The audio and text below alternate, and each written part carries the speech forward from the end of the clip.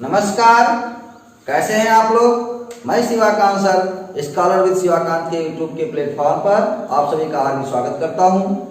बेटा हम लोग सेकंड लेसन समाप्त करने की कगार पर हैं। तो अभी तक आप लोगों ने इतनी टॉपिक पढ़ी, आप लोग बताइए कि आप लोगों का जो पिछला टॉपिक मैंने पढ़ाया है वो टॉपिक कैसा रहा। ठीक है, और आने वाले समय में और भी बेहतरीन क्लास आप लोगों को मिलते रहेंगे।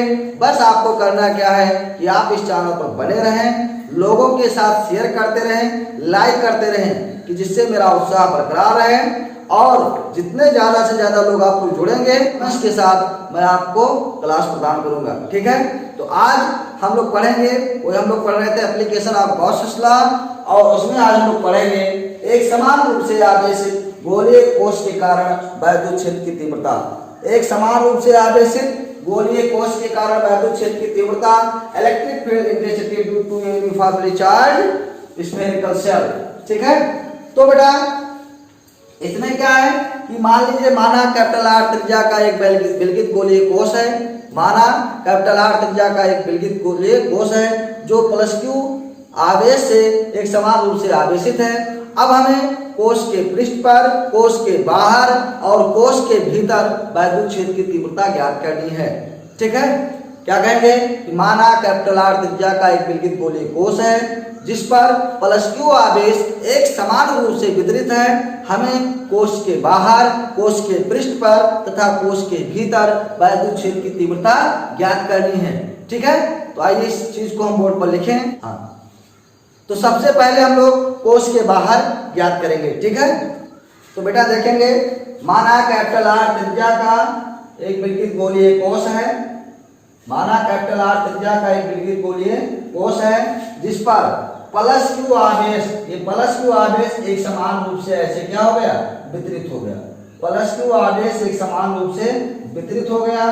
अब हमें क्या करना है कि कोश के बाहर एक बिंदु है जिस पर वैद्युत क्षेत्र की तीव्रता निकालनी है, कोश के पृष्ठ पर वैद्युत क्षेत्र की तीव्रता निकालनी है और कोश के भीतर कहीं वैद्युत क्षेत्र की तीव्रता निकालनी है। ये तीन स्थितियां हैं बेटा। ठीक है, मान लीजिए माना कैपिटल आर त्रिज्या का एक विलगित गोलीय कोश है। विलगित का अर्थ ये होता है कि उस पर कार्यरत समस्त बाह्य बलों का सदिश योग क्या हो, शून्य हो। ठीक है, यानी उस पर कोई बाह्य बल कार्य ना कर रहे हो, तो उनका भी प्रभाव तो आ जाएगा।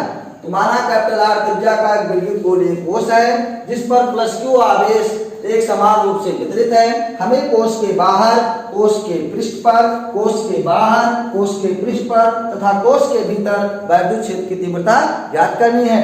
तो हम पहले क्या करेंगे, सबसे पहले हम लोग कोश के बाहर निकालेंगे। सबसे पहले हमें कोश के बाहर वैद्युत क्षेत्र की तीव्रता ज्ञात करनी है एट एन एक्सटर्नल पॉइंट। ठीक है, तो सबसे पहले हम लोग देखते हैं कहां पर, बाह्य बिंदु पर। तो बेटा आप लोग देखेंगे बाह्य बिंदु पर वैद्युत क्षेत्र की तीव्रता देखेंगे।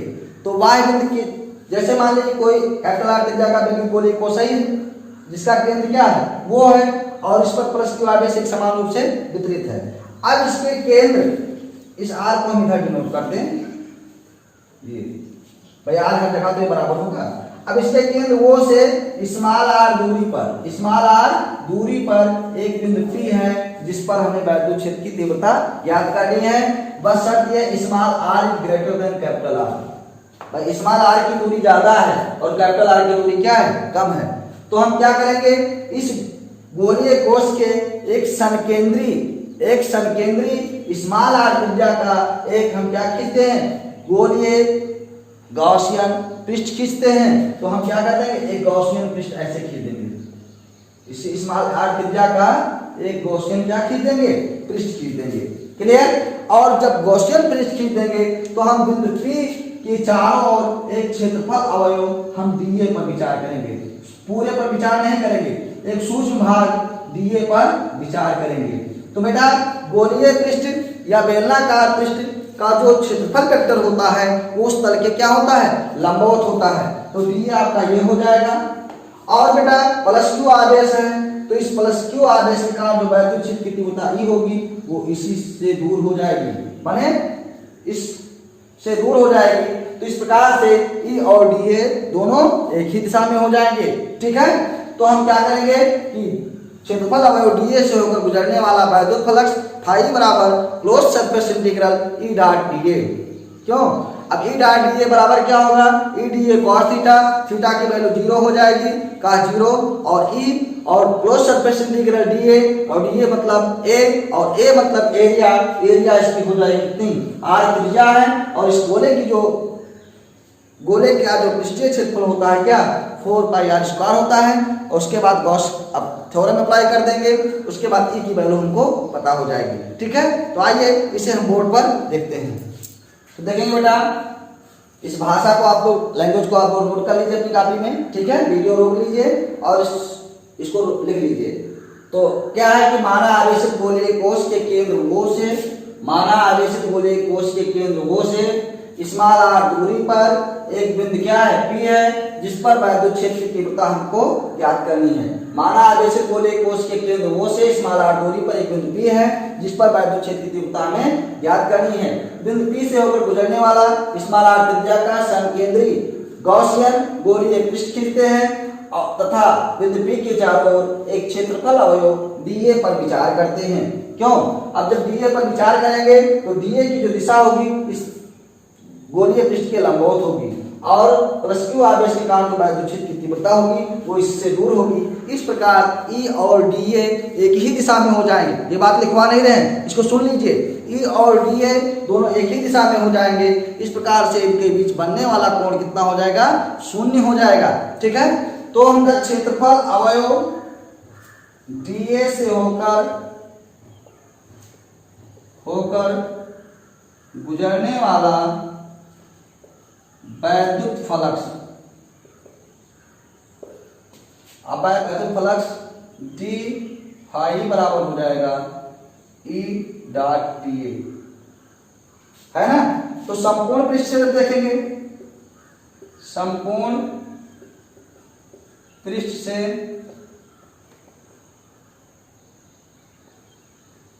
गुजरने वाला वैद्युत फ्लक्स, तो यहां देखेंगे फाई हो जाएगा और यह हो जाएगा close surface integral E dot D. यहां पर ए लिख देंगे, लिख सकते हैं, कोई दिक्कत नहीं। क्लियर? इसको नोट कर लीजिए, हम इसको ऊपर का मिटा रहे हैं। तो बेटा अब फाई बराबर आ गया close surface integral E dot D A, तो यहां ऊपर हम लिख रहे हैं, तो फाई बराबर हो जाएगा close surface integral E dot D A बराबर होता है ई डी ए कॉस, और थीटा की वैल्यू कितनी हो जाएगी? 0 हो जाएगी, क्योंकि मैंने बताया ई और डी ए दोनों एक ही दिशा में हैं। तो अब कॉस 0 की वैल्यू कितनी होती है? 1 होती है ना, तो ई डी ए कॉस 0 की वैल्यू हो जाएगी 1। तो फाई बराबर हो जाएगा, ई बाहर हो गया और ये हो जाएगा डी ए। अब बेटा 1 डी ए है, तो 1 डी ए मतलब ए हो जाएगा, ए हो जाएगा ना, बोले भाई। और फाई की वैल्यू क्या होगी? गॉस के प्रमेय से अप्लाई कर देंगे, तो फाई बराबर होता है Q upon epsilon naught. Phi की वैल्यू क्या होती है? Q upon epsilon naught. और ई, और उसके बाद में इस गोलीय पृष्ठ का एरिया कितना हो जाएगा? तो चूंकि त्रिज्या आर है तो इसका पृष्ठीय क्षेत्रफल हो जाएगा 4 पाई आर स्क्वायर।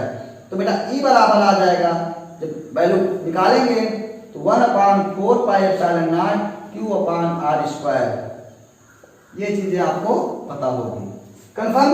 ई बराबर आ गया 1/4 pi epsilon naught Q upon R square.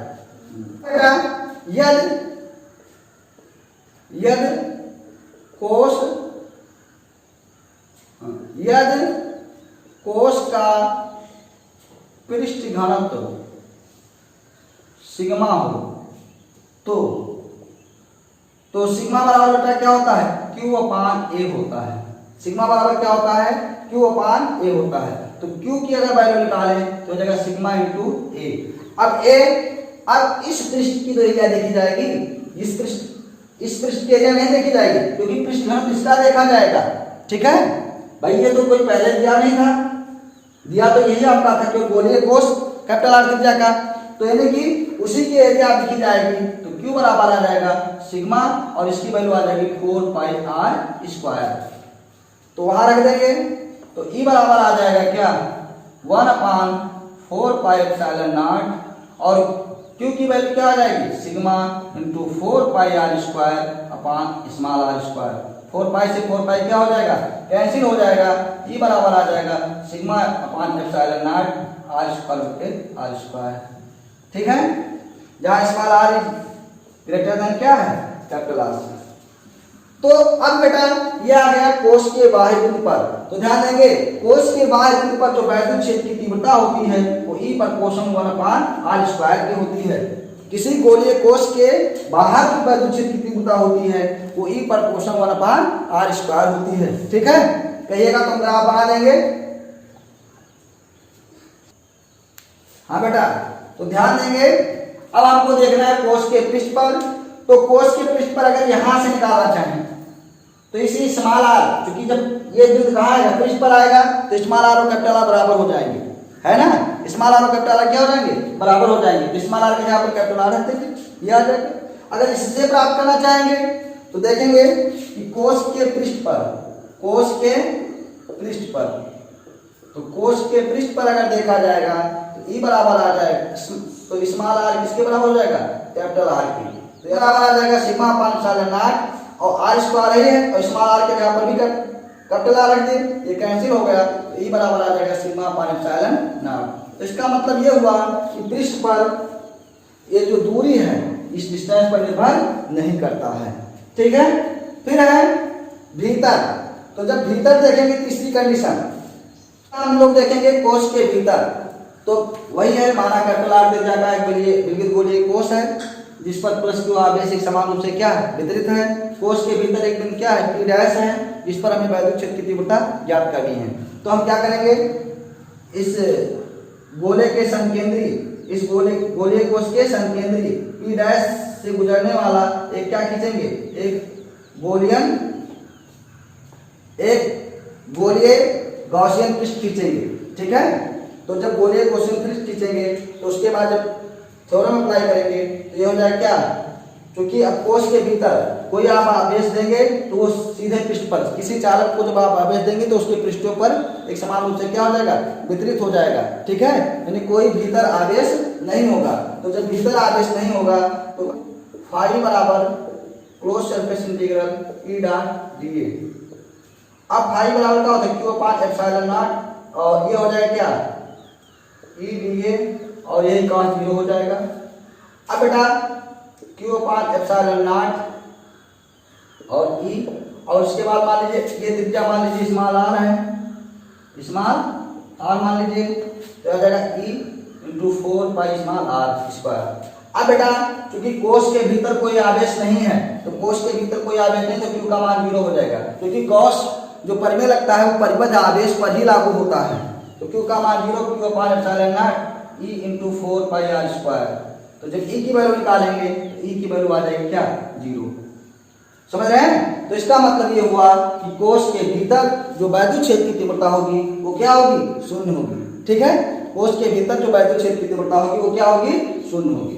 तो इस प्रकार से एक टॉपिक और बच रही है थोड़ा, उसमें मतलब अचालक गोला जब लिया जाएगा तो अचालक गोले कोश लिया जाएगा तो वहां पर वैद्युत क्षेत्र की तीव्रता क्या होगी, तो वहां पर आयतन घनत्व वाला चीजें अप्लाई होगी, बाकी सेम ऐसे रहेगा, तो आयतन घनत्व हो जाएगा। ठीक है, तो आज हम ये टॉपिक यहीं समाप्त करेंगे, और आप लोग बेटा मन लगा करके पढ़ते रहिए, ये बताते रहे क्लास कैसी लगी।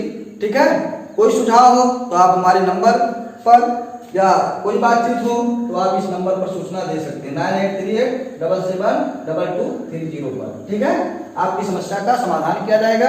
और इस प्रकार से आज के लिए बस इतना ही। अब हम अगले क्लास में मिलेंगे नेक्स्ट टॉपिक के साथ, तब तक के लिए नमस्कार।